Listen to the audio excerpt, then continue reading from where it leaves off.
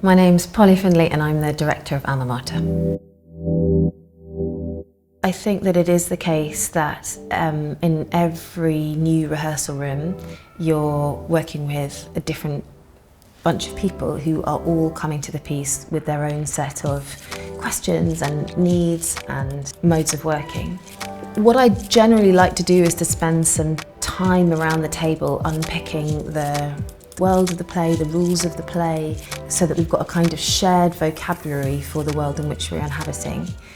But I think with this one actually, because of this fascinating balance between the intellectual and the animal, it's felt quite important to get up on our feet, perhaps slightly sooner than I normally would, so that we're getting that balance right between animal behaviour and intellectual firework. What's brilliant about the play is also what's challenging about it, which is that what Kendall has given us is a play in which the conflict lives absolutely brilliantly within the linguistic structures. So it's a wordy play and the conflict is contained in the words. So it's not a play in which anybody has a fist fight or tries to kill each other, but the strength of intention and motivation and drive is nonetheless existential but delivered through language.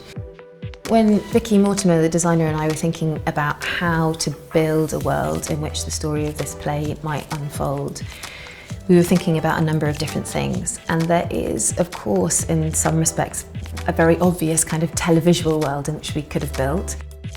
It is taking place in a real space. It is a play about behaviour. You can easily imagine the world that was about oak panelling and chairs. And in the end, we decided to do everything that we could to kind of burn all of that away and leave ourselves with something that really lent into what I think is the essentially gladiatorial muscle at the heart of the writing. So when we were thinking about what kind of space to build, we had a number of different ideas. One was the idea of a kind of gladiatorial arena. And the other thing that has felt very important was leaning into this idea of the chapel. The play is interested in the idea of what the college chapel might now be, what the function of prayer might now be in a contemporary culture. And that seemed very interesting to us because it felt like it spoke to something quite essential in the play about the need for communication, the need to speak in the hope that somebody might be hearing you. And I guess from our point of view, that felt like it chimed pleasingly with the idea of the role of the internet and of social media blog posts in the play.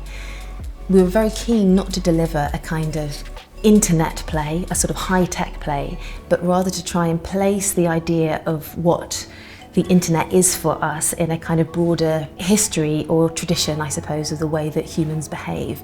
So there's something ancient, I think, in the idea of a group of humans wanting to cast somebody out of a group, to nominate something as a sin, to say, we are good because you are bad.